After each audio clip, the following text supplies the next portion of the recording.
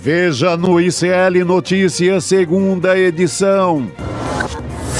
A turma do Deixa Disso. Alexandre de Moraes sinaliza a Hugo Mota que quer conciliação entre Congresso e governo.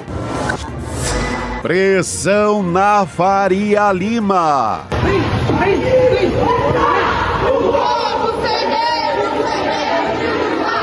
Manifestantes ocupam sede do Itaú, pedem taxação dos super ricos e mandam recado ao Congresso que teima em atuar contra o povo.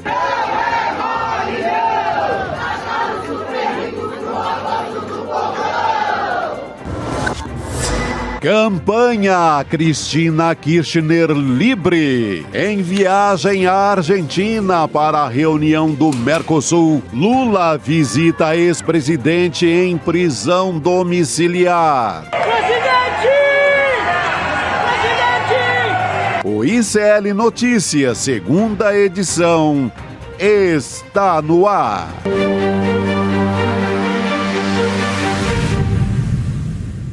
Olá, boa tarde. Seja muito bem-vindo, seja muito bem-vindo. ICL Notícias, segunda edição, já está no ar. Estamos ao vivo nos canais do Instituto Conhecimento Liberta, Eduardo Moreira, no canal da Voz Trabalhadora também, no seu YouTube, também na Pop TV, para você que nos acompanha pelo Rio Grande do Sul. E boa tarde para você que nos ouve pelas ondas do rádio, na web rádio São João, diretamente de Quixadá, no Ceará. E boa tarde também para essa mesa maravilhosa neste dia 3 de julho de 2025. Maravilhosa. Juliano Medeiros. Extraordinária. Olha, temos muitas notícias, vocês vão amar o programa, mas antes de tudo, parem as máquinas, porque hoje é aniversário dessa mulher extraordinária. Urgente! Essa companheira de trabalho brilhante, maravilhosa, Obrigada. que nos anima toda tarde. Parabéns, Gabriela, que bom estar com você aqui mais uma vez. Que bom estar com vocês comemorando. Parabéns, Gabi, parabéns. Muito feliz. Agradecer a nossa equipe também, que deixa, assim, a gente se sentindo amado, né? Assim, um carinho faz de todos por vocês. merecer, diariamente. Estou me sentindo muito amada e celebrada Que hoje. coisa linda, é isso aí. E a gente segue ainda com mais gás, vamos dizer assim, para trazer as notícias do dia, né, Chico Por Sá? favor, embalado por sua juventude, vamos nessa. Vamos nessa, bora lá. A gente vai falar, claro, sobre novos capítulos envolvendo a crise do IOF, né, gente? Chegou lá em Portugal, né? As conversas chegaram lá em Portugal, Juliano. Atravessou o oceano, hein? Atravessou. 200 anos depois, a política brasileira volta a ser decidida em Lisboa. Veja como o mundo dá Olha voltas. só, que ironia. Na que velha ironia. corte, né? Pois é, a gente está tendo o Gilmar Palusa, para quem não se lembra, já falamos muito aqui sobre o Gilmar Palusa, né? Os jantares lá em Lisboa, né, Chico Sá? Nossa, com aquele vinho, né? Só os vinhos que estão sendo tomados lá já dava para resolver um pouquinho esse desequilíbrio nas contas aqui no Brasil. E junta o que pagaram de passagem para ir para lá também, muita gente pagou com dinheiro público. Dá para resolver pelo menos metade do IOF. Pois é, e eles estão dialogando sobre isso. É interessante porque, assim, a gente tem um termômetro do Supremo Tribunal Federal com essa história, né? O ministro Alexandre de Moraes é um dos convidados, está lá no Fórum de Lisboa, que a gente só chama de Gilmar Palusa, não tem como mais outro nome, né? ter outro nome agora. Mas ele conversou com o Hugo Mota, presidente da Câmara. Eles ficaram de conversar com mais calma aqui no Brasil e tal, mas começaram já, teve uma preliminar, né? E o Moraes sinalizou que quer buscar uma conciliação. Essa é a palavra, assim, que está saindo dessa conversa por enquanto, sem que se precise de uma decisão, de uma liminar, enfim, sem que o Alexandre de Moraes precise tomar parte, vamos dizer, a respeito dessa história, né? O Hugo Mota conversou também com o ministro da AGU, o Jorge Messias, e o Hugo Mota disse ali, o que está rodando de conversa, que ele está aberto ao diálogo. Agora, né, Chico? Ele sentiu, né? Sentiu as redes, sentiu a pressão nas ruas. Sentiu né? como nunca, né?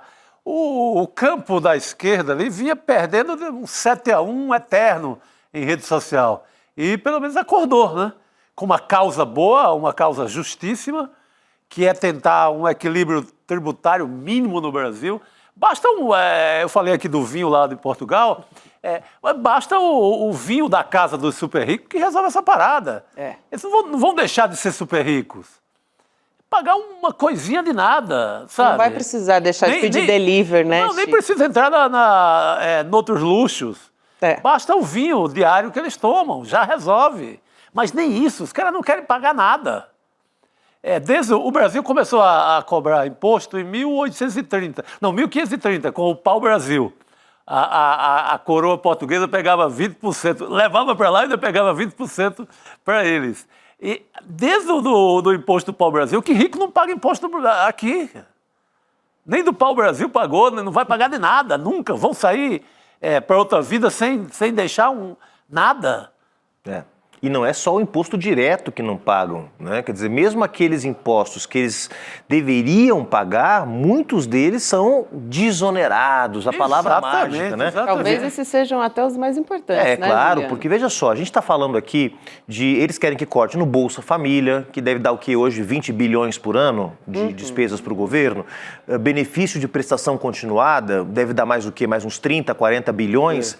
Tem 800 bilhões de impostos que não são pagos neste país, em desonerações fiscais concedidas para grupos econômicos com a desculpa de não desempregarem, de manterem os empregos. Mas tudo bem, gente, o Brasil está em pleno emprego praticamente, 5%, 6% é pleno emprego. É óbvio, tem baixos salários, tem muita informalidade, a gente tem problemas estruturais da economia brasileira, mas precisa manter 800 bilhões de desonerações. Eu não estou nem falando de tirar os 800, não. Tira 100. 100 bilhões já resolve. Cobre aí o tal do rombo que eles estão dizendo todos os dias nas contas públicas, que é o déficit primário de 2025. Né? Exatamente. Agora, nessas horas, quando a gente fala de super rico não paga imposto, tem muita gente que confunde. Tem um comércio ou que é um pequeno empresário e diz, não, a gente já paga muito. Sim, o pequeno empresário paga, mas a gente não está falando. É com eles, a gente está falando aí a gente está falando de pouca gente.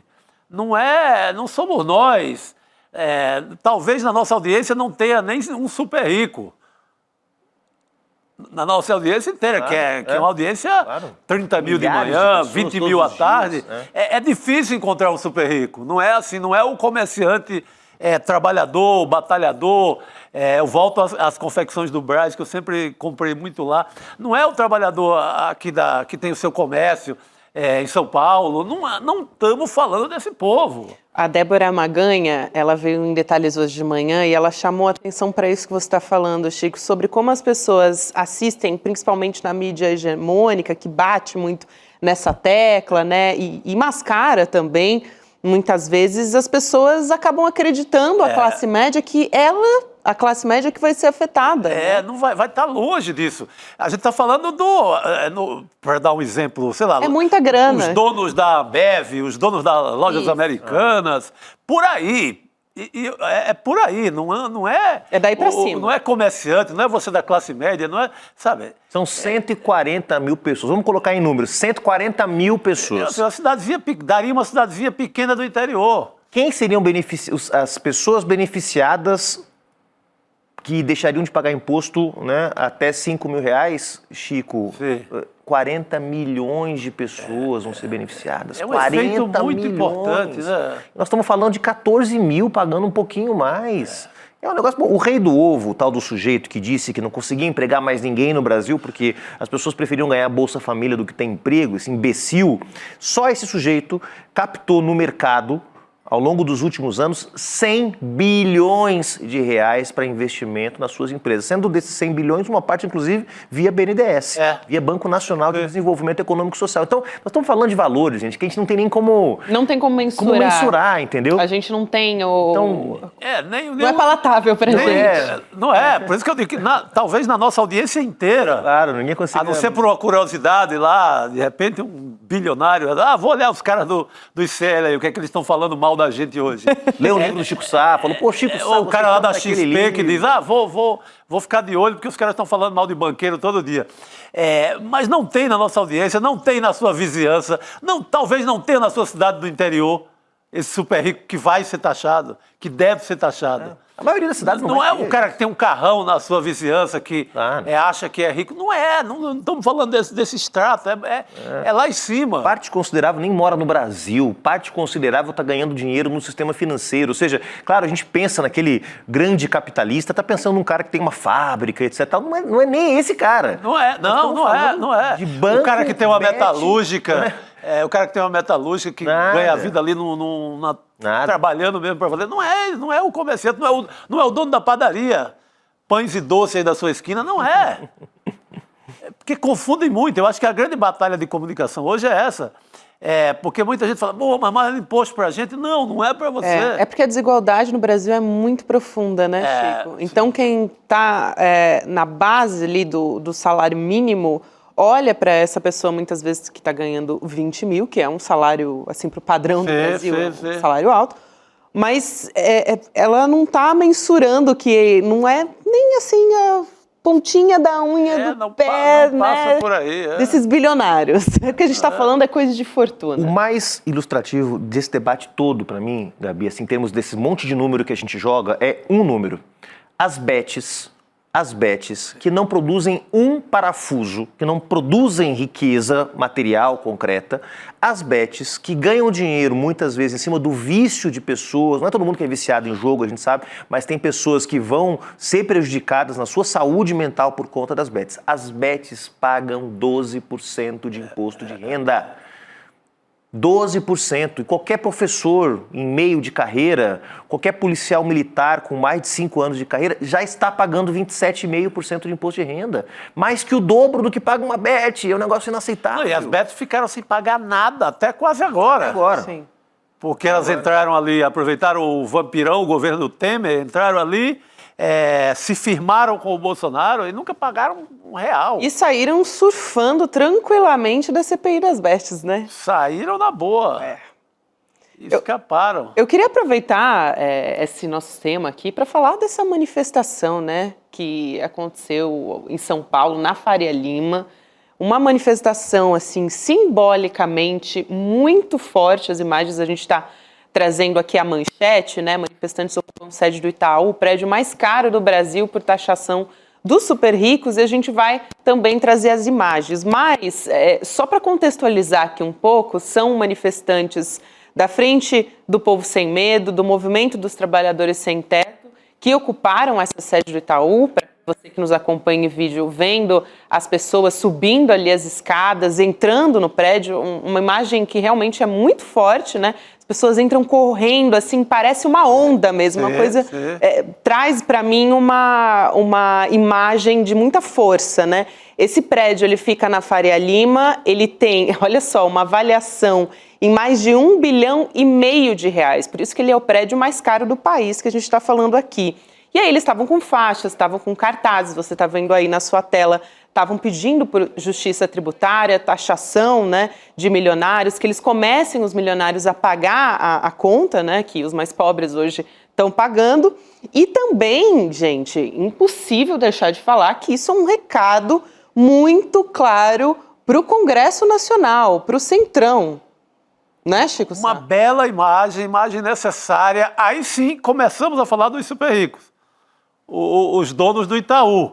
Essa imagem é importantíssima até porque responde o nosso debate aqui. Olha, quem é super rico são esses senhores donos do Itaú. Então, os manifestantes foram no lugar certo. É o endereço certo para o protesto.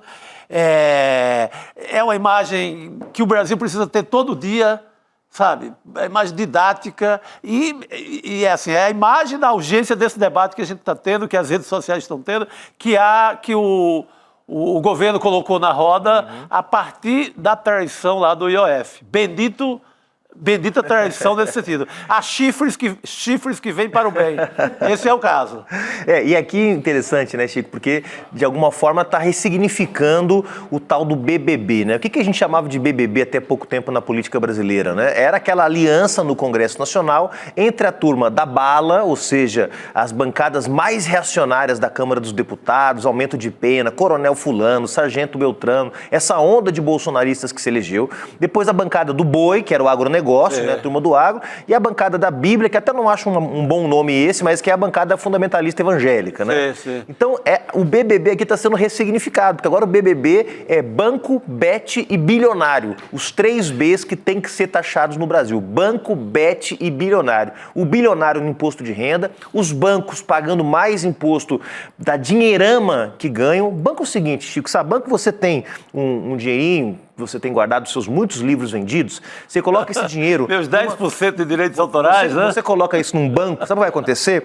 Durante a noite, o banco vai pegar esse dinheiro, vai colocar numa aplicação no mercado financeiro, num outro fuso horário, e às 6 da manhã ele vai retirar. Você, no final do mês, vai ganhar 1% do rendimento de 30 dias. O banco ganha 1% em uma noite. E te dá 1% depois de 30 dias. Essa é a dinâmica do mercado financeiro. Belo exemplo. Então, tem que taxar banco, tem que taxar bet e tem que taxar a renda do bilionário também, porque eles têm que sentir no bolso. Se sentir só na pessoa jurídica, sabe o que vai acontecer? Vai todo mundo, né, tirar seus dinheirinhos daqui e jogar para fora. Então tem que também ir para cima da renda desses caras. Exatamente. Tem uma coisa importante, mas que é discutido muito na ONU hoje. O Brasil, África do Sul, Espanha tem levado muito para simpósios, para conversas na ONU, que é a necessidade de taxar super rico não só no seu país, mas onde estiver o dinheiro. Claro. E criar um fundo a partir disso. Porque exatamente o cara pega manda o dinheiro dele viajar e não paga no país, que passa a taxar um pouco mais os super ricos. Exatamente. Então tem que cercar esse dinheiro, não dá pra gente... pouco lugar hoje, a verdade é essa, tem pouco lugar hoje para onde o capital possa ir que vai ser menos taxado que o Brasil. Porque exatamente. Pode ir para uma ilha Caimã, pode ir para a Suíça, pode, mas lá rende menos. Os rendimentos nesses países... Agora, se o cara deixa no Brasil com taxa de juros de 15% ao ano... Ainda assim, pagando mais imposto no Brasil, que ele não paga quase nada, ele ainda assim vai ter um super rendimento. Ou seja, o Brasil garante um rendimento gigantesco para o capital especulativo, com taxas de juros a 15% e quase não cobra imposto de renda. Não cobra nada. Então, assim, ontem eu falei dos dividendos das taxas do mundo afora, aqui não paga nada. O cara pega os dividendos e não paga R$1. Cara, não tem nada no mundo que seja abaixo de 30%. Eu falei do exemplo da França, que chega a quase 60%, mas não tem nada no mundo abaixo de 30%. E aqui, zero. Então, quando alguém perguntar, Chico, mas, gente, vai aumentar os impostos sobre os ricos, os capitais vão sair do país, você pergunta para ela, e vão para onde, meu amigo? Se aqui são as menores taxas do planeta, para qualquer lugar que esses capitais forem, eles vão pagar mais imposto do Brasil. É sempre esse papo, né? É simples assim. A moleza é aqui, Exatamente. Mas legal a manifestação, todo apoio à Frente Povo Sem Medo, ao MTST. Isso é aquilo que a gente chamava antigamente de flash mob, né? Uma mobilização feita rápida, sem aviso prévio, sem convocação. Você faz uma coisa simbólica. É muito legal esse tipo de atividade. No paralelo, está sendo convocado um ato. Aí sim, convocação. Sim. Para o dia 10 de julho. 10 de julho, semana que vem, quinta-feira que vem. Então, daqui uma semana exatamente... Justamente a ideia é pressionar o Congresso para pautar os projetos que aí sim interessam de verdade a nossa sociedade, né? A gente tem o deputado federal Guilherme Boulos indo até para as redes sociais para reforçar a importância do povo na rua num momento como esse. E a gente tem aqui uma fala do Guilherme Boulos, acho que a nossa equipe já deixou separada. Vamos trazer agora, gente? A gente consegue? Vamos nessa? De medios de comunicación. Y esto es grave porque ya no necesitan los ejércitos para dar golpe de Estado. Lo hacen a través de la complicidad. A gente estava mostrando uma imagem que não era, obviamente, né? O deputado Guilherme Boulos falando. Estava aqui transmitindo, né? Estava me comunicando com a equipe. Vocês não pegaram no flagra, mas só para avisar. O Guilherme Boulos envelhecido muito, já. Não é possível, né? Exato. Mas a gente vai trazer essa imagem num outro momento. Nossa equipe está separando aqui, mas o importante dessa história tá acontecendo uma articulação. A gente até falou, né, Juliano, assim que começou a rodar essa ideia nos grupos de WhatsApp, mas agora está tomando proporções maiores, né? Tem mais gente se mobilizando, progressistas, né, postando também nas redes sociais, enfim, para que chegue a mais pessoas. Eu acabei de ver o vídeo que o deputado Guilherme Boulos publicou. Ele publicou agora há pouco nas redes sociais dele, né? E daqui a pouco a nossa produção vai trazer. E eu quero dizer que eu acho que o deputado Guilherme Boulos está corretíssimo. corretíssimo. E ele faz um diálogo com pessoas que estão em dúvida. Então, segundo ele no vídeo, você tem aí uma parte da militância que está dizendo, mas será que é hora de ir para a rua? Será que a gente não vai provocar o Congresso? Será que isso não pode gerar uma tensão ainda maior, levar a uma situação parecida com a de 2015? E o Guilherme Boulos explica de forma muito didática, muito correta, dizendo que está primeiro no nosso DNA. A gente também tem que fazer mobilização de rua. O Bolsonaro passou 4 anos fazendo mobilização de rua. Nem na pandemia ele parou de fazer mobilização de rua. Sempre com a sua base social mobilizada, sempre com uma agenda clara, sempre com o inimigo diante de si, e agora a gente tem essa oportunidade também. Então o Boulos faz esse diálogo nas redes sociais dele, né, e dialogando com quem está com medo, com quem está preocupado, diz o seguinte: é hora da gente também mostrar força, porque se a gente não mostra força, capacidade de mobilização, a gente vai cada vez mais recuando e o inimigo vai ganhando terreno. Muito importante a fala do Guilherme Boulos nas redes sociais, né? Ele que já se destaca há muitos anos como uma das principais lideranças sociais e políticas do país, né? Sendo uma voz também nesse momento, dizendo, olha, não precisa ter medo, meu amigo, porque daqui a gente não tem mais como, do chão não passa, daqui a gente não tem mais como retroceder, daqui para frente a gente precisa retomar terreno, dialogar com a sociedade e reforçar a mobilização. Muito importante a fala do Guilherme Boulos. Temos a fala agora. Opa, solta o homem. Vamos lá. Não se ganha uma batalha na defensiva. Ir pra rua, ir pra luta, é algo essencial, que está no DNA da disputa política da esquerda. É importante. A extrema-direita vai às ruas para colocar as pautas deles.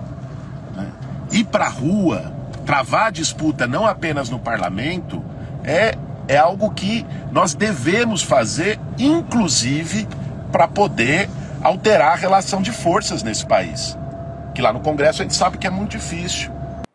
E isso lembra um pouco, né, Gabi, um debate que a gente viveu na pandemia, né? Quando começou a discussão se a gente devia ir para a rua, Bolsonaro esculhambando o país, né? Defendendo cloroquina, deixando as pessoas... beijando crianças sem máscara. Deixando as pessoas sem oxigênio, incentivando as pessoas a não se vacinarem, a não usarem máscara. Quando a pandemia diminui um pouco aquela taxa de contágio muito alta, começa um debate parecido com esse na esquerda. Se devia ir para a rua, se não devia, né? Se isso não ia provocar ainda mais o bolsonarismo, a extrema-direita, né?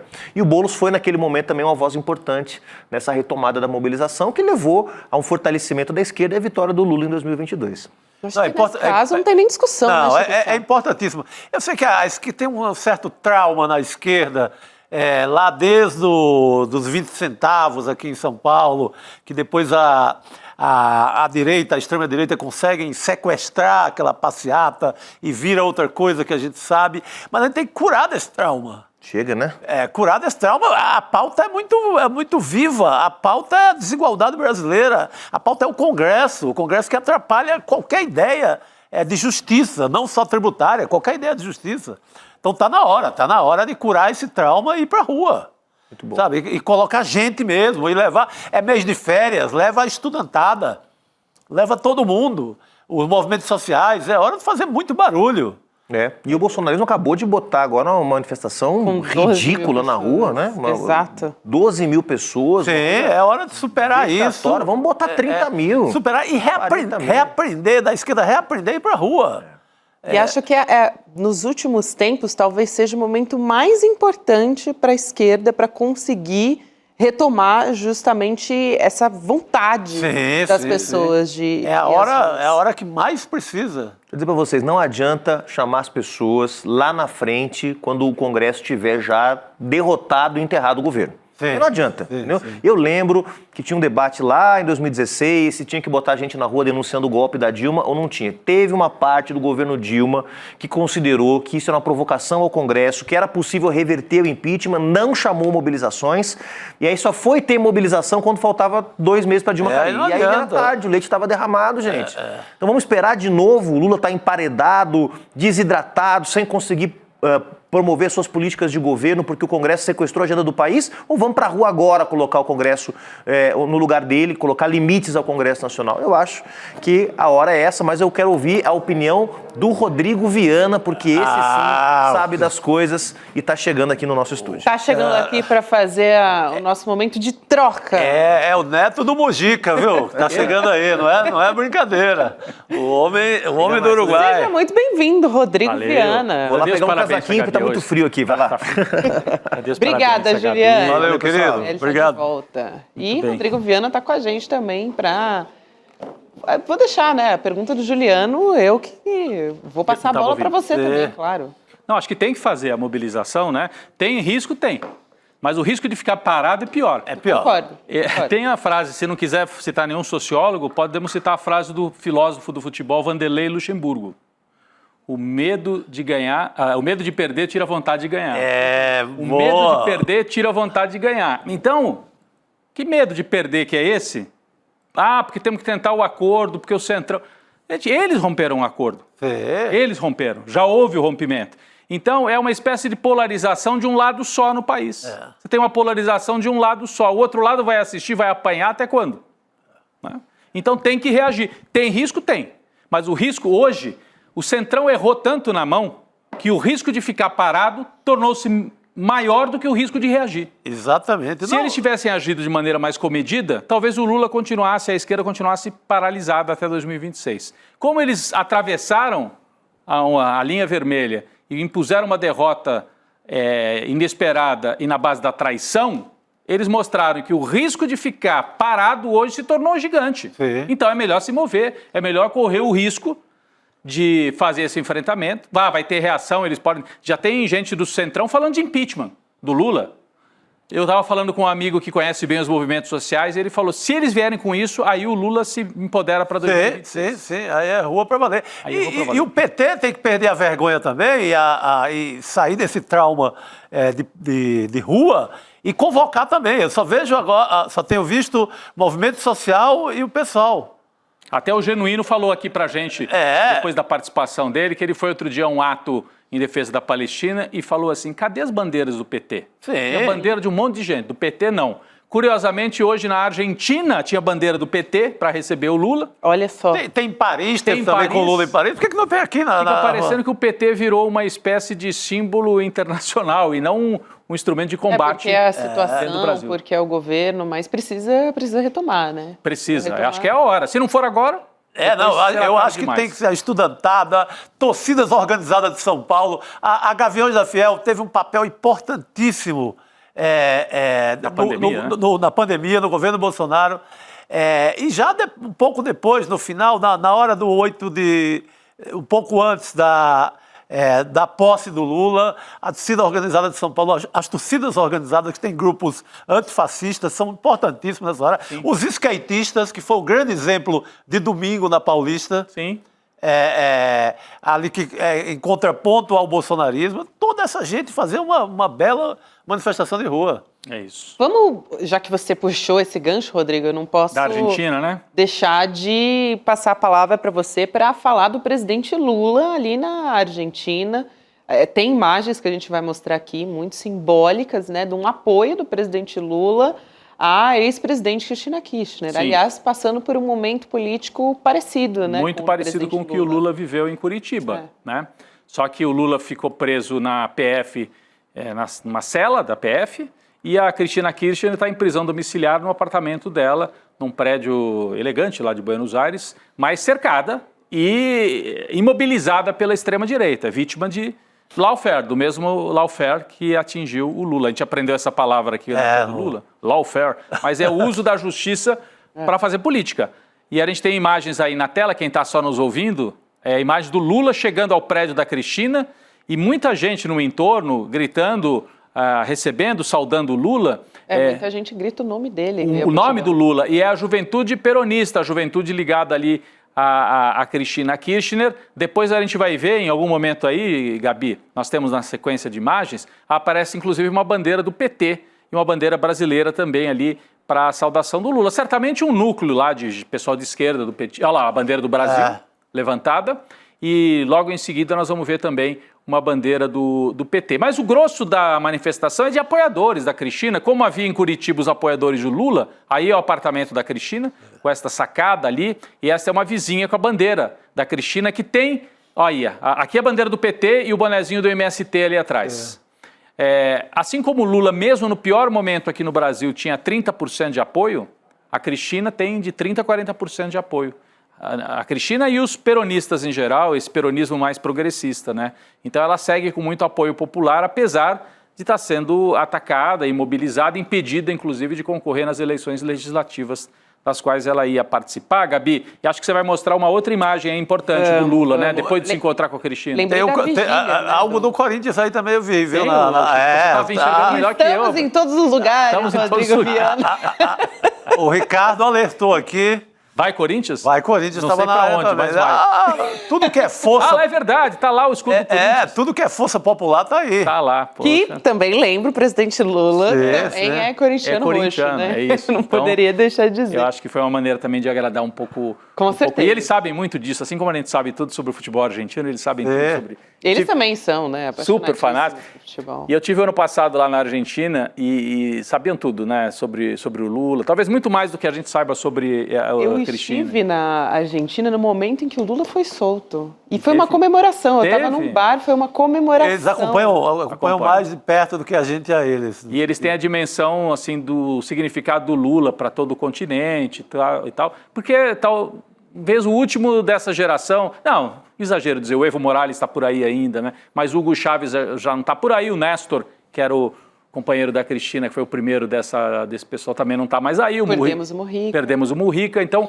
o Lula é visto como o veterano dessa turma, né? Verdade. Então é muito comemorada a presença dele na Argentina. Mas acho que você tem uma outra imagem, né, para mostrar, Isso. né, Gabi? Até tem a placa, nessa imagem também, do próprio Lula livre. Tem uma placa em defesa da Cristina Kirchner, né, que o presidente Lula ele teve um encontro ali com o Prêmio Nobel da Paz, o Adolfo Pérez Esquivel. Que apareceu agora há pouco. Vocês chamaram o Boulos. Era o Esquivel, E apareceu o Esquivel. Agora sim, estamos chamando o Esquivel na hora certa. Que esteve no Brasil, em Curitiba, Sim. né, em visita ao Lula. Impediram ele de entrar, não é isso? Isso, exatamente. Estava aqui pesquisando antes de entrar ao vivo. Numa das visitas, ele foi impedido pela juíza da Lava Jato de visitar o Lula.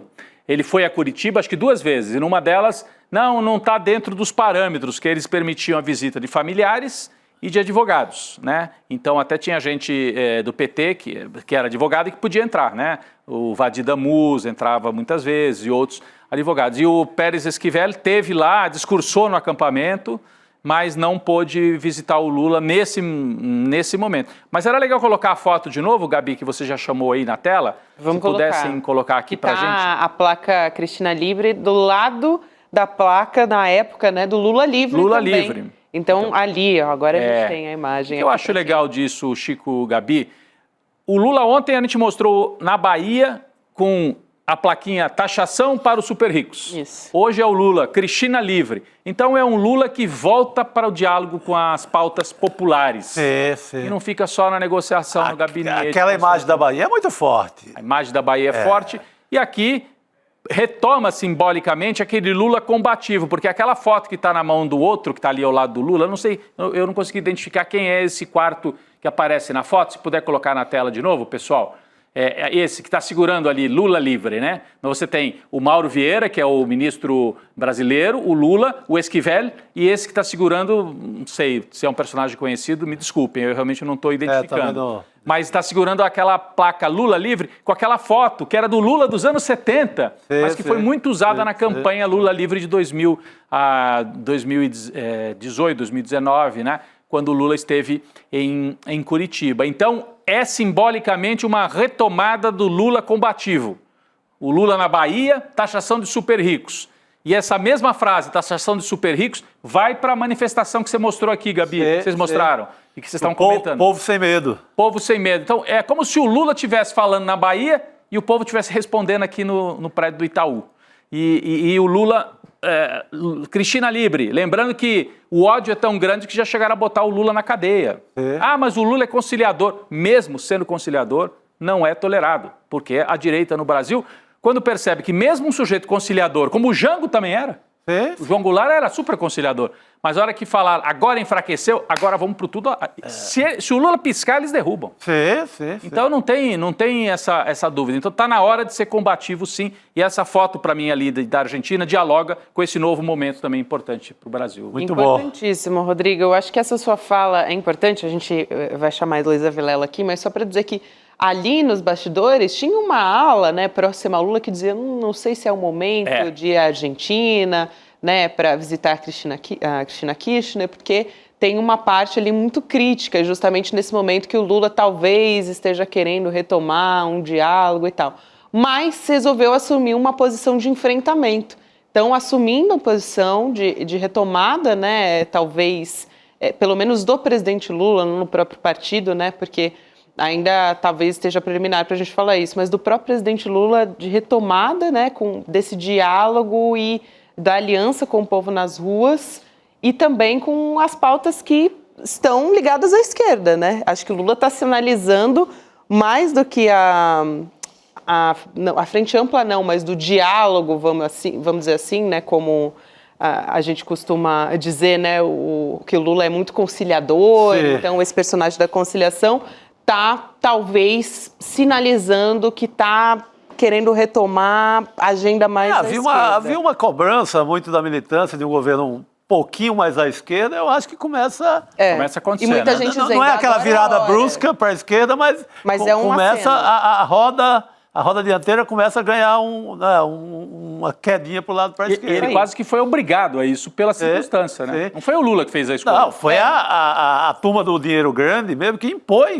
queria impor a agenda e derrubá-lo antes do tempo. Sim. Enfraquecê-lo, teve que ir para o enfrentamento. Ainda estão nessa operação. Porque A operação poderia, continua. né? Vou até incluir a Elu na conversa, porque poderia, de repente, dizer, bom, talvez esse momento com o Congresso é um momento delicado, talvez não seja o momento de visitar de fato a Cristina Kirchner, mas escolheu estar lá, nesse momento. Só saudando já a Heloísa, dando boa tarde para... Boa noite já para a Heloísa Vilela. Obrigado pela presença da Elo. E uma coisa que eu ainda não... Eu precisava apurar aqui. Não tem imagem do Lula com a Cristina, né? Ele entra no prédio, depois tem a imagem dele com o Esquivel. Será que tem, Elo? Sim. Então precisamos trazer. Na abertura do N2, a gente usou bom. essa imagem do Lula ao lado da ex-presidente da Argentina. Eu faço parte de um grupo, parte de um grupo de jornalistas que recebe os informes todos do Palácio Planalto, fotos e tal, e tem foto dele com a Cristina. O que eu ia ressaltar é que ele vai à Argentina e tem encontro privado com a Cristina e não tem encontro privado com o Milei, né? Então também tem esse lado do Lula. Claro. Mas é arriscado. Né? Você tem um encontro com alguém que está preso, está presa, né, domiciliarmente, e com o Milei ele só se encontrou ali no evento oficial no Mercosul, mas não nenhuma reunião privada de trabalho. Com o presidente do Paraguai, sim, com o presidente da Bolívia, sim, com a Cristina, sim, com o Milei, não. Então é mais um sinal de que é um Lula né, topando algum tipo de enfrentamento. Eu acho também, Rodrigo, que tem uma coisa que é muito característica do presidente Lula, que é a lealdade aos aliados. Lula, ele pode ter problemas, pode ter pessoas difíceis no governo, mas que se são aliados importantes e que fizeram gestos importantes na trajetória política dele, ele não abandona assim tão fácil. Então, eu acho que também tem, claro, o presidente Lula está passando por um novo momento do mandato, não há dúvida, os ventos mudaram, a gente está respirando um pouco mais leve aqui em Brasília com isso tudo, também existe muita cautela para ver como a extrema-direita vai reagir, que tipo de contra-ataque eles vão oferecer, porque essa já é uma preocupação. Ontem no Congresso eu falei com várias pessoas que estavam falando isso. Vamos ver o que virá por aí agora. Porém, se essa pressão das ruas continuar, vai ser difícil. Eu ouvi deputado da direita dizendo ontem, a gente está aqui sem pauta para bater. A gente não tem uma pauta para poder bater nesse governo. Existe uma inércia da extrema... Eles ficaram muito tempo por conta só de anistia, e não propuseram nada que sirva de contraponto às pautas agora essenciais com as quais o governo entrou. Era o que a gente já falava, quando o governo começou a falar de desconto do imposto de renda para quem ganha até 5 mil e cobrar do andar de cima, a gente falou quantas vezes aqui, gente, essa é a pauta, tem pegada, isso tem tração, isso vai mobilizar. E é o que a gente está vendo agora, por um erro de avaliação que eu acho que se deve à falta de experiência do Hugo Mota com o Congresso Nacional. Isso ajudou o presidente Lula, porque se fosse o Arthur Lira, ele não ia botar o IOF para votar da maneira como o Hugo Mota botou. Aliás, quem estava ali no mesmo dia daquela votação, eu ouvi a descrição da cena. No andar de baixo da Câmara dos Deputados estava o Arthur Lira reunido com o pessoal que está discutindo esse texto. Ele é o relator desse texto do desconto para quem ganha até 5 mil. E ele, naquela conversa toda, em contato com a Fazenda, ele falou, eu não vou adiante com esse texto agora, com a votação aqui no grupo de trabalho desse texto, porque o clima está muito ruim, muito pesado. Vamos deixar para a semana que vem. Então, é uma experiência política que o Hugo Mota não tem. O Lira vai querer aprovar esse projeto, ele não vai querer que esse projeto seja barrado dentro da Câmara dos Deputados, porque ele é o relator e ele vai capitalizar politicamente lá em Alagoas, dizendo, olha só, eu dei o desconto do imposto de renda para quem ganha até 5 mil, interessa a ele. Então existe esse jogo político. O Hugo Mota foi muito inábil, muito inexperiente, e eu não sei se ele seguiu os conselhos do tutor dele, que é o Cunha, né? Não sei se seguiu.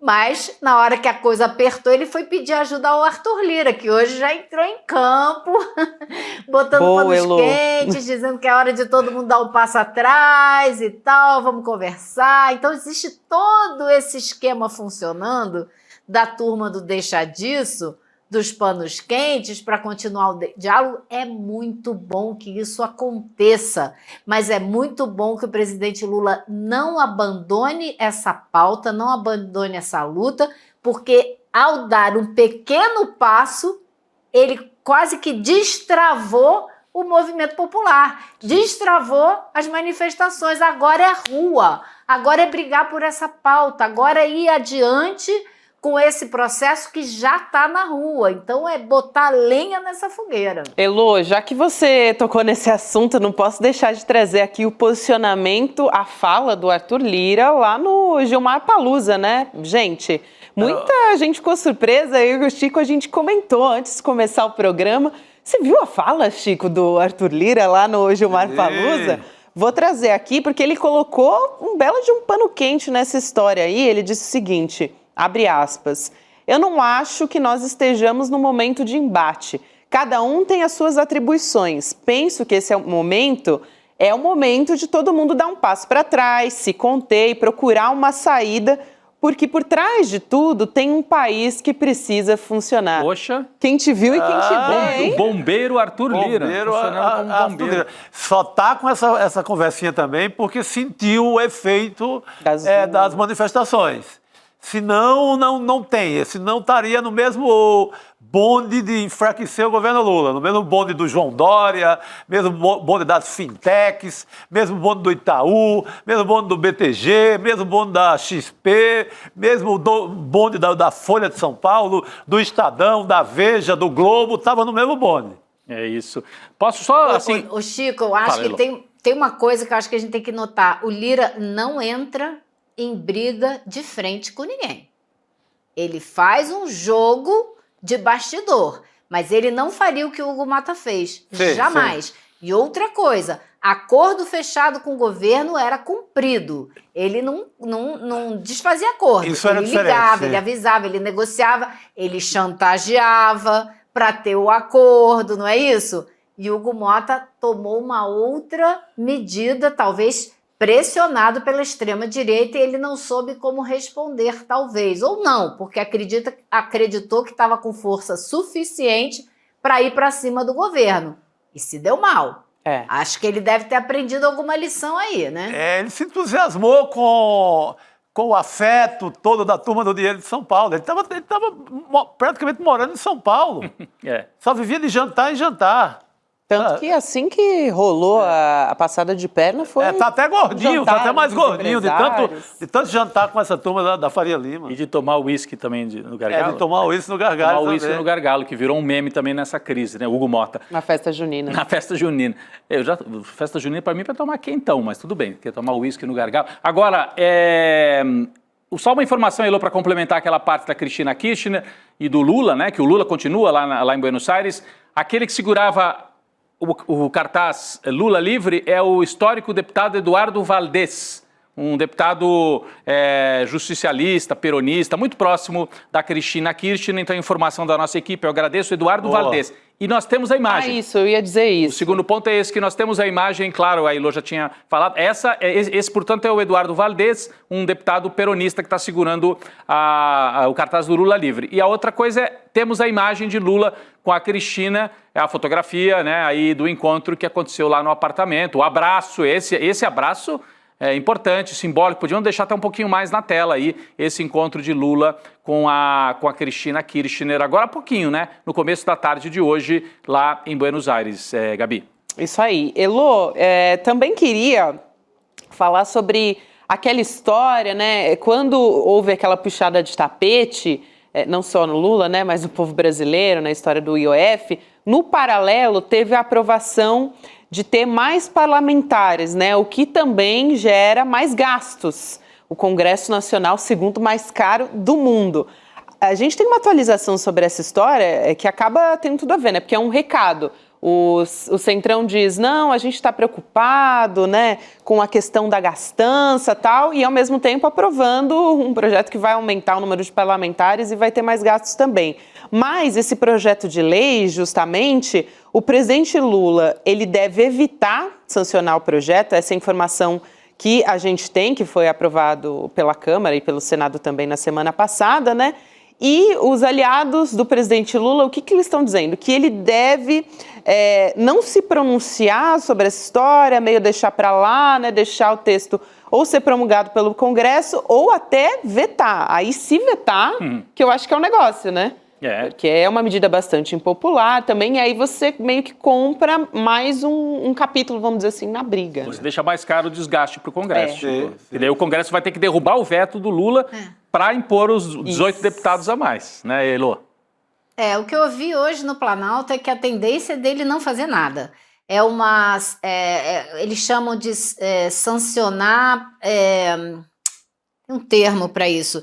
Ele não sanciona e ele sabe que ao não sancionar até o prazo que existe, dia 18, dia 15, não sei exatamente agora, ele volta para o Senado e quem vai ter que sancionar é o presidente do Senado, Davi Alcolumbre. Então, você bota na mão do... Como ele fez com aquela medida que passou na semana passada da amizade com Israel e tal, aquela coisa absurda, ele não sancionou. Ele deixou e foi o Alcolumbre, que é um sionista, que sancionou a medida. Então, isso pode acabar na mão do Alcolumbre também, o que é interessante para efeito de campanha eleitoral depois. Sim, ele pode, a esquerda pode usar isso depois para dizer quem é que é amigo de Israel, quem é que aumenta gastos. E esse aumento de gastos no Congresso, com mais 13 deputados, não aumenta só os gastos no Congresso. Existe uma proporcionalidade. Né? As assembleias legislativas de todos os estados que terão mais deputados vão ter que aumentar o seu número de deputados estaduais para manter a proporção. Então vai ser gasto para todo mundo. Tem estado apavorado com essa situação, porque vai ser obrigado a gastar mais. Agora, vamos ver como é que... Aparentemente o Lula vai deixar na mão do Alcolumbre, porque eu acho também que é esperto fazer isso, porque basta você ter duas grandes bandeiras, que são hoje acabar com a jornada 6x1 e isentar de imposto de renda quem ganha até 5 mil e cobrar do andar de cima. Basta isso, e acho, gente, que é outra coisa fundamental também nessa discussão. Não é só assim, evitar o desidratamento do presidente Lula e garantir que ele possa se reeleger. É favorecer os partidos progressistas todos na eleição de 26. Porque se essa pauta não for a grande briga agora e for levada até 26, a gente vai ter um Congresso com menos gente de esquerda ainda. Que já é absurdo, pauta, né? Pode dar... Já é um desespero. Essa pausa é uma alavanca de possibilidade de crescimento para todos os partidos progressistas. A gente tem manobras incríveis no Congresso. Davi Alcolumbre agora, por exemplo, se saiu hoje com uma incrível, dizendo que ele quer discutir uma lei para decidir quem pode provocar o Supremo, quem pode acionar o Supremo para discutir leis aprovadas no Congresso. Por quê? Porque quem está questionando todo o caso das emendas é o PSOL, e só o PSOL. O PT nunca entrou com o PSOL nessas ações. Então ele quer mudar e criar uma lei que só partidos com determinado número de cadeiras no Congresso é que possa acionar o Supremo. Assim, mais como se houvesse casuísmo partido impossível, de primeira né? e segunda classe. Então, eu imagino que vai querer assim, só quem tiver 10% dos deputados é que pode acionar. Então, o PT poderia, mas o PSOL não, talvez nem o PDT pudesse. Lembrando que o PDT também tinha uma tradição em tempos um pouquinho mais para trás, bastante combativa Sempre nas chegava ações. lá na frente, Chegando junto. Aliás, foi o PDT que conseguiu deixar o Bolsonaro inelegível, né? A ação Exatamente. foi do PDT com o Valber Agra como advogado. Mas é isso, Elô, ele está tentando barrar, impedir o pessoal, talvez, de entrar com esse tipo de ação, como foi o caso do IOF. Gente, imagina, e num Congresso, né, que a gente tem já poucos partidos progressistas, né, seria uma disfunção, né, uma anomalia, uma coisa assim. E não se vai ao STF porque gosta, não é um parque de diversão. Vai-se ao STF para perguntar se é constitucional ou não, se aquilo está dentro da lei ou não, sabe? É em momento extremo, não é uma brincadeira. Pois é, mas há todo esse Exatamente movimento, né? o que foi feito Sim. que foi feito no caso do IOF, que o Haddad ontem, inclusive, deu uma entrevista ali na porta do Ministério dizendo isso. Não tem... Ele e a Gleisi Hoffmann, que é ministra das Relações Institucionais, também puseram panos quentes nessa situação toda. Porque não interessa para o governo, para os ministros do governo, esticar essa corda. Eles precisam negociar com esse Congresso. Mas governo é governo, militância é militância, partido é partido. Cada um tem sua função. A função do partido da militância é ir para cima, é cobrar, é mobilizar, porque é a única coisa que pode ajudar o governo, que não tem os votos no Congresso, a conseguir passar medidas que interessam à população. Não tem outro jeito. Então o Haddad falou, né? Essa medida no Supremo é só para decidir se essa decisão do presidente Lula era constitucional ou não era. Isso não tem briga nenhuma nisso aí. É só uma pergunta para o Supremo, né? Tirando um pouco a tensão em torno dessa discussão. Ele até deu uma lapada numa jornalista da TV Globo que falou para ele, mas os humores no Congresso, pelo tom de voz dos congressistas, ele não aguentou, né? Olha, me desculpa, esses humores não chegaram nos meus ouvidos. Foi a colega Délis Ortiz que fez a gloriosa. Exatamente. Foi a Délis que fez a pergunta. Gente, eu queria propor também trazer uma outra história aqui. É importante deixar claro, né? O Sóstenes Cavalcanti, que é o líder do PL na Câmara, todo mundo deve ter reparado, né, que ele tem, assim, toda vez que se instaura alguma pauta importante, ele tá ali, né, plantando os bastidores. Anistia. Para ver o que ele consegue emplacar, né. Mas tem claro, ele também tá tentando surfar essa onda, outros bolsonaristas também tentam fazer isso, mas ele diz, essa história é importante porque diz respeito ao 8 de janeiro, né, e aos golpistas ali condenados, mas ele diz que o Hugo Mota, presidente da Câmara, portanto, se comprometeu a colocar em pauta o projeto para anistiar esses condenados. Ele já disse isso outras vezes, tá? Mas por que é importante a gente falar sobre isso agora? Por conta do momento político em que ele está falando, né? Claro, isso acaba inflamando ainda mais essa crise. Essa informação é da Bela Megali, do jornal o Globo, né? O Sóstenes disse que o texto está sendo trabalhado entre o Hugo Mota, de maneira sigilosa, com quem? Jair Bolsonaro. Sim. Agora, essa manchete, Gabi, se pudesse colocar de novo a manchete ali do Globo, a informação, ok, não contesto a informação da nossa colega competente, Bela Megali e tal. Próximo foco de crise entre Hugo Mota e o governo está próximo a ser votado. Eu diria que é um foco de crise com a democracia e com o Supremo, mais do que com o governo Lula. Muito com o mais. Supremo. O IOF, sim, aí é uma briga com o governo federal, com o executivo, né? Mas se o Hugo Mota topar comprar a tese da anistia, fazendo um acordo com o Jair Bolsonaro, como disse a Gabi, Chico, significa comprar uma briga frontal com o Xandão, com o Gilmar Mendes, com o Toffoli, com o Barroso, com essa turma, com a Carmen Lúcia, que está nesse momento levando o julgamento Sim, não é com Lula. dos golpistas. Não é com Lula essa briga. Não. É uma briga com a justiça do Brasil. E com a democracia, mas diretamente com o Supremo, me parece. Direto. E se fecha com o Bolsonaro, assim, abertamente, né, Elô? Também não sei até que ponto ali ele está disposto, depois de tanto desgaste agora, né, nas redes sociais, o Hugo Mota está meio preocupado ali com esse desgaste, a imagem dele também, né? Com certeza, Gabi. E eu li duas coisas interessantes. Uma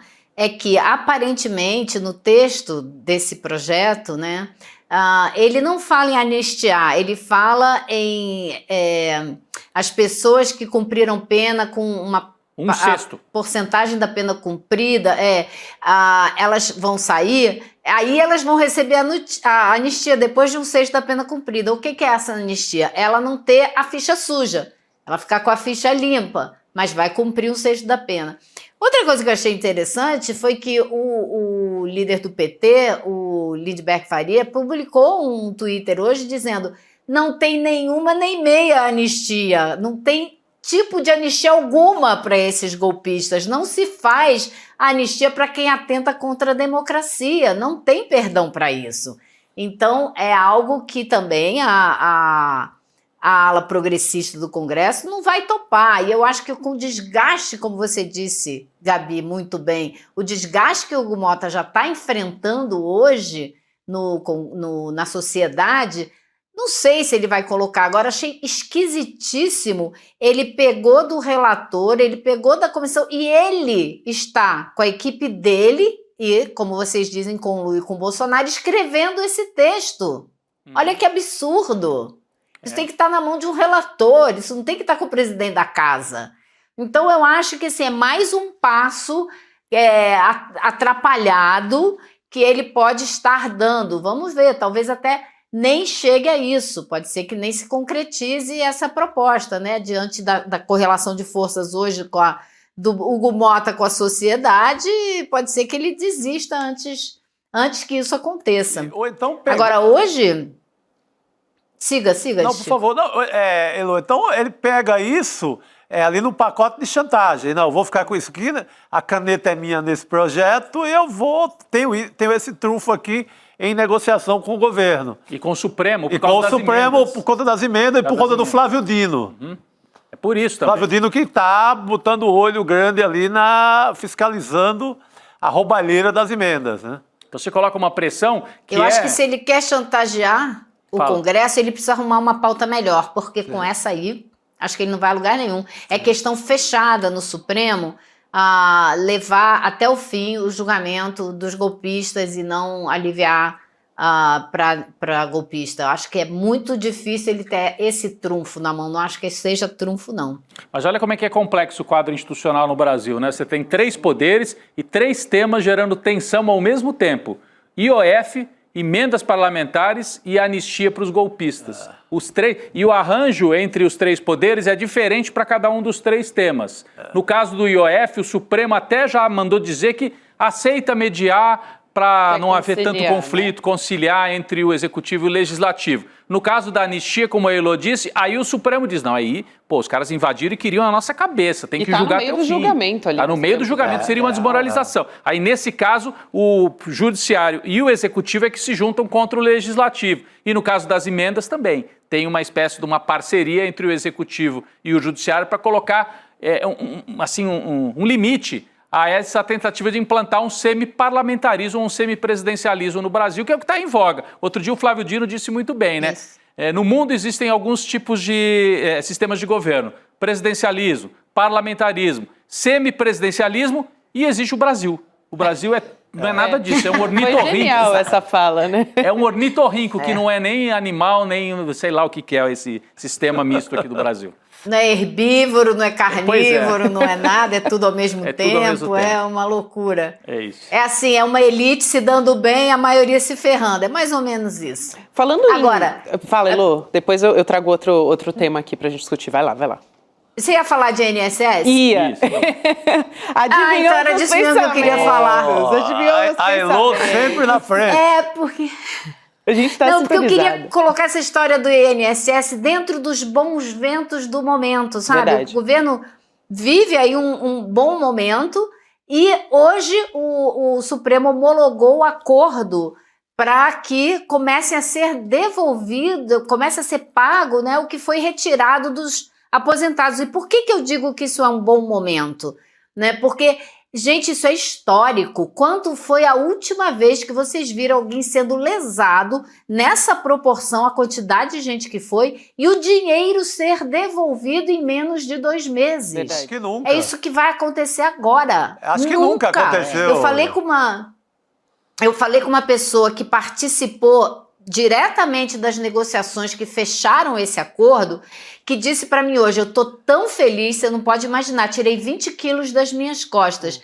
Mas eu falei para essa pessoa, eu acho que esse acordo é histórico, você acha que eu tô exagerando quando eu digo isso?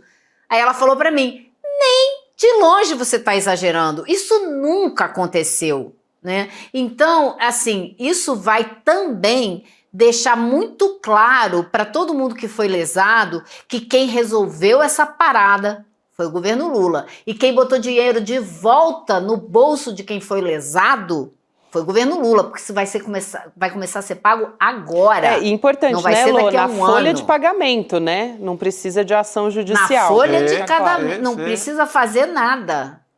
Tá lá, vai estar lá. Então, eu acho que isso também se soma a essa onda aí, esse vento novo de mobilização, né, da discussão do projeto que realmente interessa a maioria da população, e os índices econômicos que continuam vindo, não extraordinários, mas positivos. Hoje saiu o IPC da FIPE aí em São Paulo, né?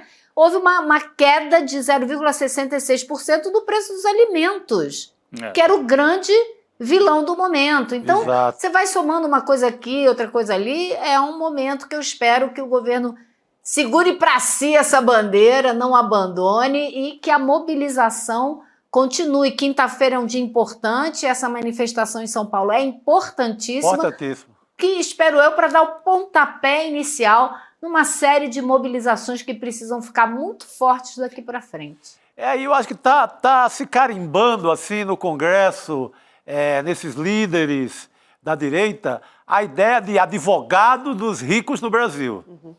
Sabe? Querem o voto lá de Patos, na Paraíba, do povo de Patos, do povo honesto de Patos, na Paraíba, como o Hugo Mota, mas na hora H são advogados do BTG Pactual, da XP, das fintechs, que não pagam nada depois, que vivem Para fazer o povo de pato, né? Exatamente, que vive, as fintechs vivem numa clandestinidade tributária no Brasil sem fim. Nem aquela questão de fiscalizar os PIX, que fizeram aquele horror todo, nem isso os caras têm, não tem fiscalização nenhuma. Bet Fintech não tem nem prédio para ocupar. Não, os caras podem fazer tudo. Inclusive, o que fazem muito é ir em cima de aposentado para forçar empréstimos, sabe? Ficar no ouvido do aposentado o tempo inteiro forçando empréstimo, como essas financeiras também, junto com o fintech. Então, essa turma está passeando, nunca pagou nada. É isso. Elô, bom demais ter você com a gente hoje. Um beijão pra você, querida. Obrigado, Elô. Dia especial, muito bom estar aqui no dia do seu aniversário. Parabéns. Obrigada, querida. No seu também, você estava aqui com a gente está sempre juntas, sintonizadíssimas. Valeu, querida. Até amanhã, Boa pessoal. noite, querido. Boa noite. Obrigado. Importante, hein, gente? Hoje a gente tem o lançamento, né, o preparo de um livro que foi feito pelo Eduardo Moreira, né, com ferramentas práticas para quem sonha em empreender, né, estudo de caso, de grandes marcas. Então, lançamento oficial do novo livro do Edu Moreira, o Guia Definitivo para Empreender com Sucesso. Hoje, 20h, dá para ativar as notificações e ele tem um convite pra gente, não tem? Que a gente vai trazer aqui no programa? Eu acho que sim. Vamos lá ouvir. Fala, Edu. Fala, turma! Hoje à noite a gente tem um encontro muito especial. Às 20h eu vou fazer um lançamento online do meu mais recente livro, o Guia Definitivo para Empreender com Sucesso.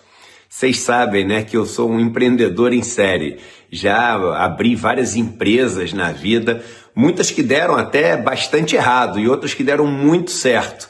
E eu resolvi reunir tudo que eu aprendi, mas coisa de verdade, ciência, né? dados, coisas que vocês podem fazer e replicar nesse trabalho. O livro está maravilhoso e vai ajudar muita gente. Tem muitas novidades que eu vou anunciar referentes ao livro nesse lançamento e, além disso, hoje à noite vocês vão ter a possibilidade de adquirir o livro autografado por um preço mega especial e também eu vou ensinar para vocês algumas coisas que estão lá no último capítulo do livro, que são os conselhos de Eduardo Moreira.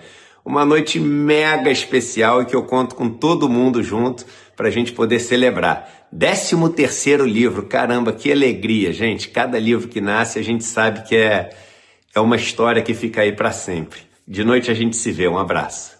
Aí, gente, tá feito o convite, ó, você pode entrar em icl.com.br/livroedu para receber a notificação, para acompanhar esse lançamento. Parabéns pro Edu por mais esse lançamento aqui também, que a gente traz com exclusividade, lógico, né? Toda semana a gente tem novidade aqui no ICL, né, gente? Então... E olha, tem coisa aí vindo, não vou nem contar agora. Vamos celebrar esse novo livro. É isso. Ah, o Chico misterioso. Acho que tem novidades aí. Meia-noite eu te conto, sabe aquele meme? Meia-noite eu te conto. Mais pra frente a gente Mistérios conta da aqui. meia-noite, Calma, como calma. dizia lá a música do Rock Santeiro. Muito bom. Bom demais. Vamos chamar o nosso convidado aqui no ICL Notícias segunda edição, o presidente do Instituto Locomotiva, hoje aqui com a gente, Renato Meirelles. Muito boa noite, seja muito bem-vindo, Meirelles. Boa noite. Prazer gigante estar aqui com vocês, adoro o ICL. Rodrigo, estou com saudade de conversar. Que maravilha. Prazerzaço estar aqui com vocês para ajudar a entender um pouquinho como é que está a situação do Brasil hoje. Muito bem. Neste frio paulistano. Meu Deus do céu. Senhora, a gente já traz aqui para o nosso aconchego, né, Meirelles, para a gente conversar. Obrigada você por aceitar o nosso convite. Já comece perguntando no meio dessa crise do EOF, porque acho que a grande discussão dessa mesa redonda aqui hoje, Renato, é se o presidente Lula está fazendo uma reconexão com as ruas, ou se ainda é algo que está no campo das redes sociais, essa organização. Vamos começar por aí a nossa conversa, pode ser? Porque a gente tem essa impressão, né? A gente teve essa impressão que da semana passada para cá houve uma mudança de humor, uma virada, tanto nas redes, com esses vídeos que você deve ter visto, porque o Renato é super atento a isso também, e, claro, e na rua, né? O Lula outro dia, o Chico, estava com aquele cartaz lá em Salvador, ontem, né? Também conhecido como ontem, taxação dos super ricos. Saber se é um caminho e se está havendo uma reconexão, como é que você enxerga esse momento, que é um momento de crise também, a gente não esconde isso também, porque é um fato, né? Bom, vamos lá. Primeiro, só para começar e contextualizar todo mundo que está nos assistindo, muito do que eu vou falar agora não necessariamente é a minha opinião pessoal, tá? Tem coisas que eu gostaria que fossem diferentes, inclusive.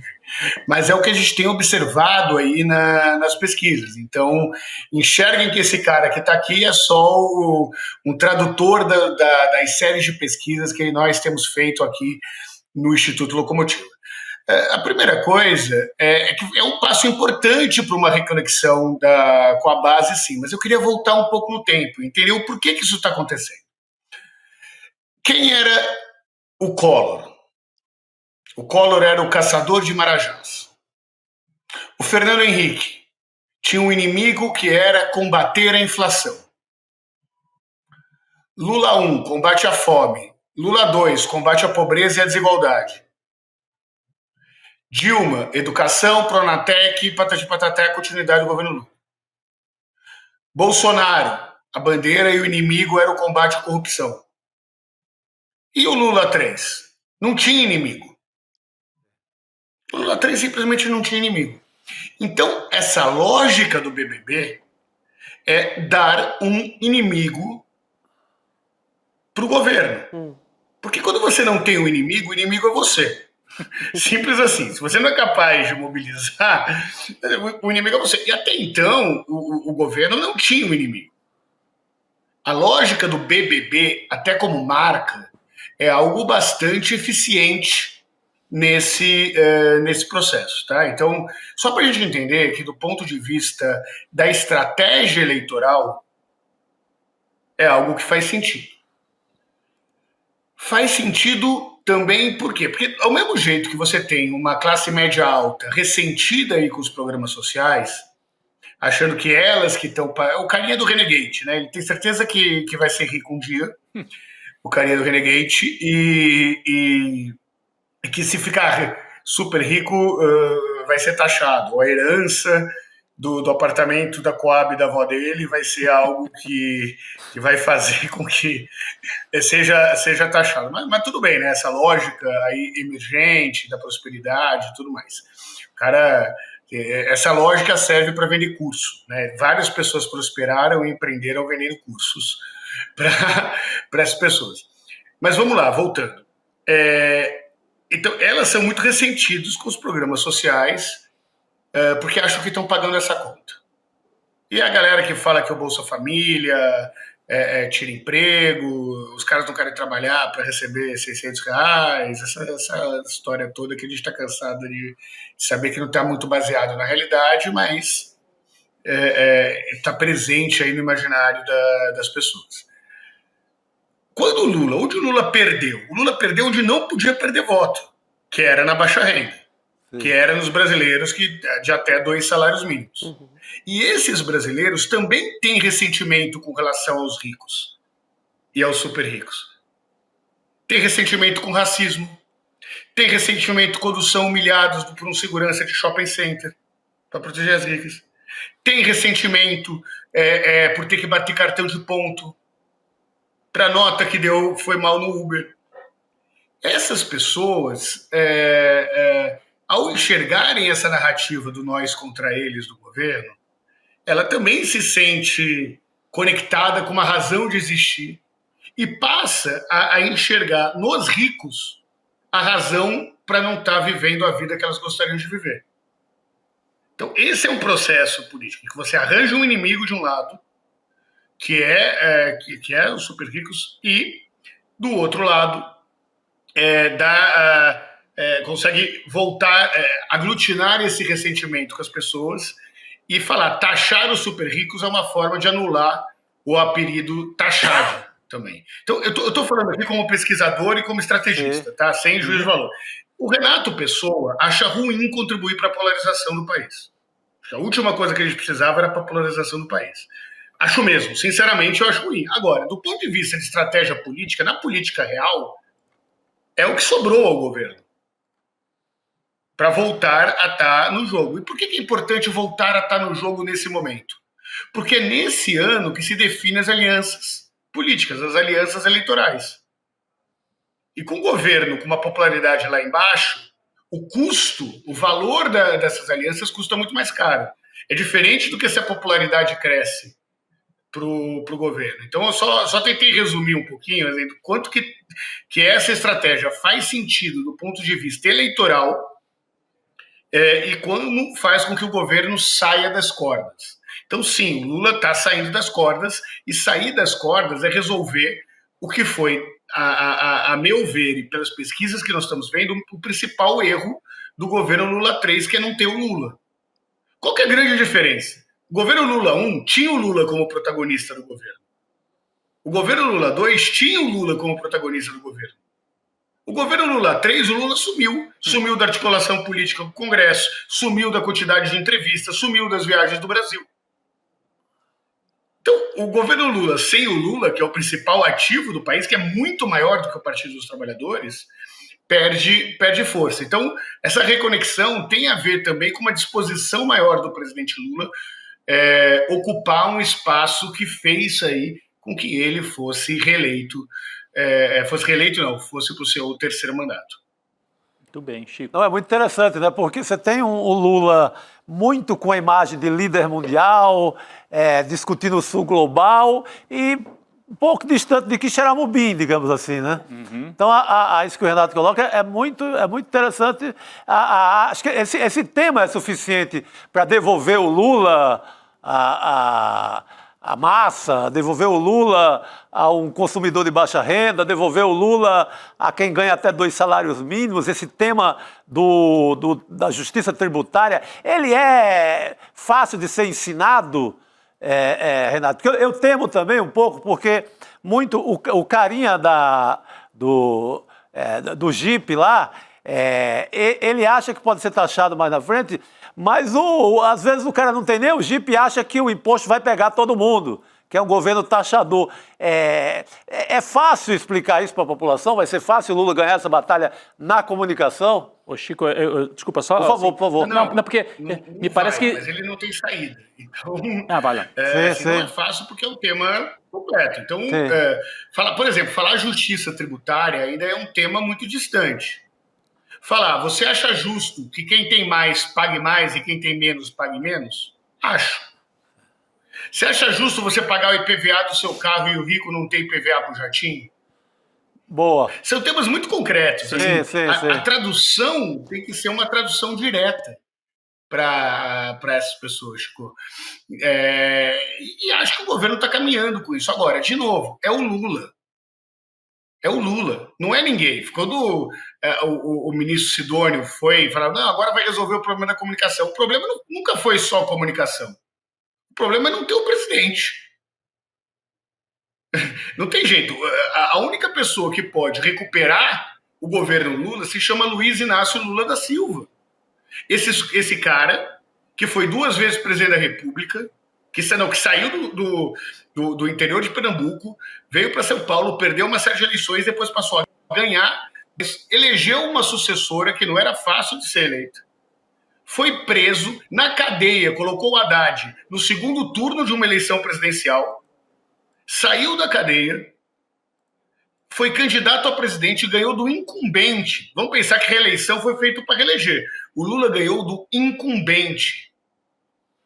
Então, é esse o cara. Não é outra pessoa que vai liderar. Não é um outro candidato do movimento. As pessoas gostam do Lula, muito mais do que gostam da esquerda.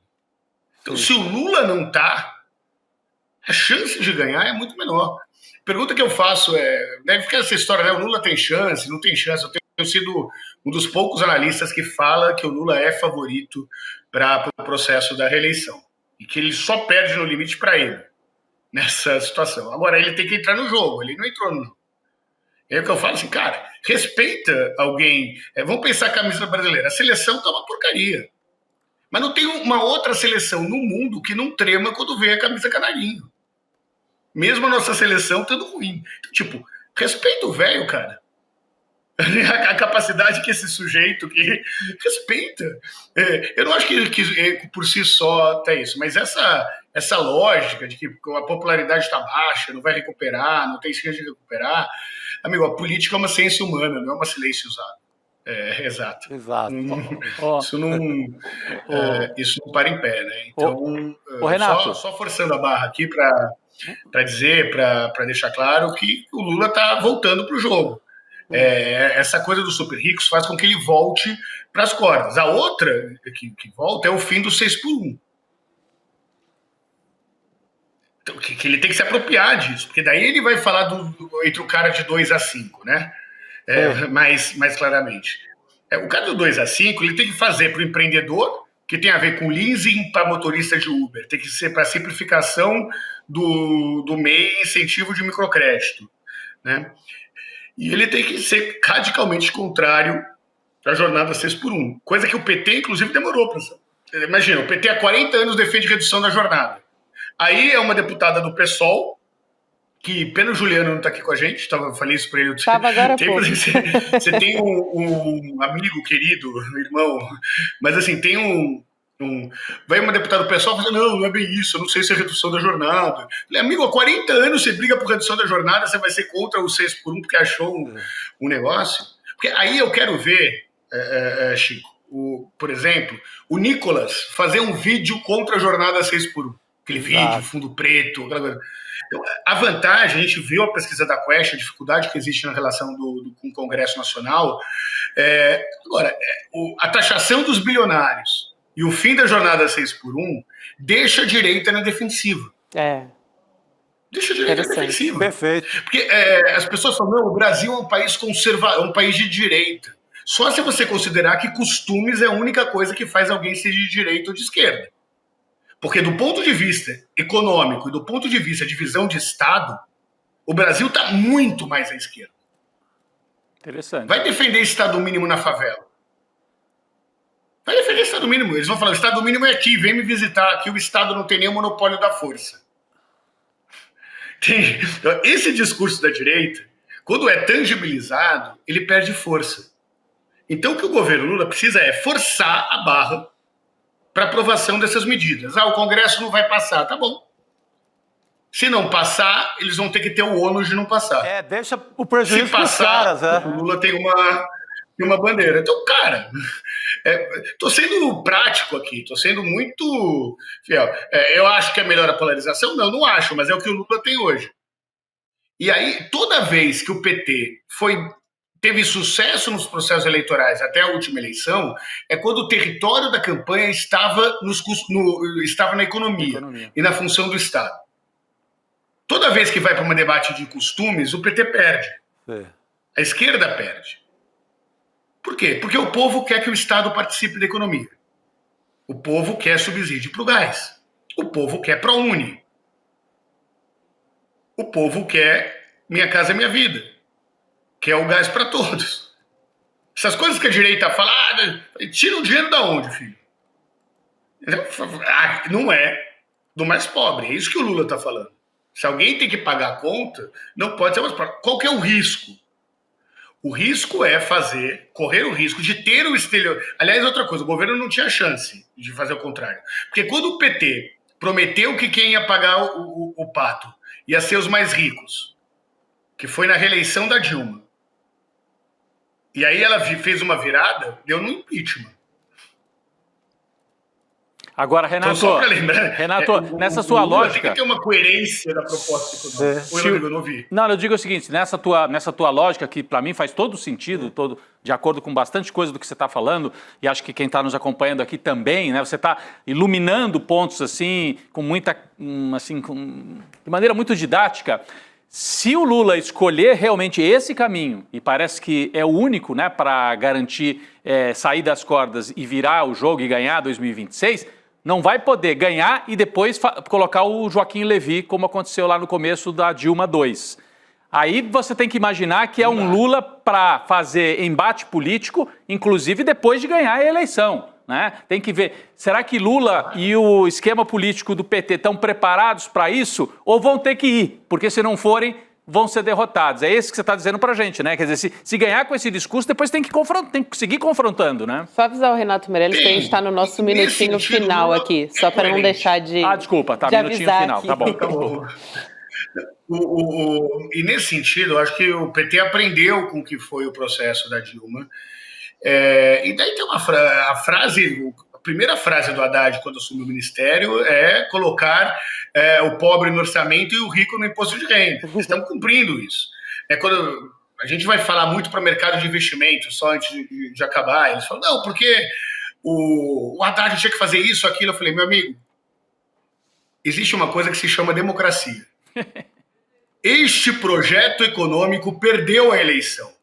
Vocês que perderam a eleição quererem que quem ganhou a eleição siga o seu projeto, tem alguma coisa errada com isso. Né? Então, eu só estou lembrando uma coisa que é óbvia. Assim, as pessoas votaram no Lula porque querem oportunidade e querem um governo que seja parceiro na sua prosperidade. Tem que entregar isso. E qualquer coisa diferente disso faz a prosperidade cair. Desculpa, falei demais aqui. Muito bom. Que é isso, tá só para a gente conseguir entregar, infelizmente no tempo, né? Porque a gente tem tanto aqui a conversar que a gente passaria mais de uma hora tranquilamente com o Renato Meirelles. Tem que voltar rápido, Renato. Pois é. Muito boa a conversa, muito legal. Excelente. Será um prazer enorme, é só convidar. Muito bom. Prazer te receber aqui, Renato. Muito obrigada por aceitar nosso convite. Um abraço e a gente espera te ver em breve. Até a próxima. Obrigado. Boa noite, querido. Ótimo. Valeu. A gente aqui, na sequência, a gente vai ter, lembrando, né, 8 horas da noite, o lançamento do livro do Edu Moreira. Então, para todo mundo... Daqui a 1 hora. E como o Edu fala, não é invencionice, não. Aqui é ciência, é estudo. Isso. Exatamente. Tá no livro, é estudo, não é feitiçaria, crendice, não. É isso. Então, 8 horas da noite, para você não esquecer aí, ativar o seu lembrete em sl.com.br/livro Edu. E, gente, quase que eu me esqueci, hein? O quê? Mas hoje, dia 3 de julho, não é? Tem muita gente me dando feliz aniversário, então meu beijo e abraço pra todo mundo carinhoso e pro nosso Guga Noblar. Guga Noblar, Beijo pro Guga. O nosso beijo, abraço e amor, todo o carinho do mundo pro Guguinha, nosso meu Guga jovem, Noblar. meu jovem, cada vez mais jovem. Nosso jovem de cabelos brancos. É, cara. Não podia deixar de dar esse feliz aniversário Muito bom, pro nosso Gabi. Bem Guga. lembrado, Gabi. Parabéns de novo pra você e pro Guga obrigada. agora. Um prazer comemorar aqui junto com vocês e com a nossa audiência no nosso ICL Notícias.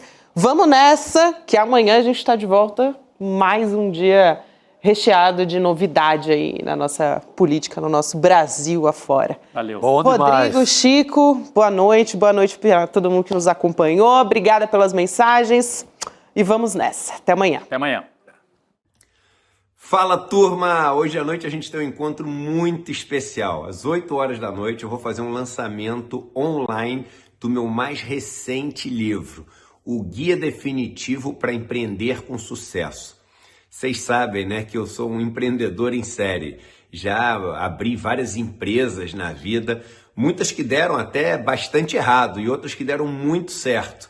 E eu resolvi reunir tudo que eu aprendi, mas coisa de verdade, ciência, né? Dados, coisas que vocês podem fazer e replicar nesse trabalho. O livro está maravilhoso e vai ajudar muita gente. Tem muitas novidades que eu vou anunciar referentes ao livro nesse lançamento.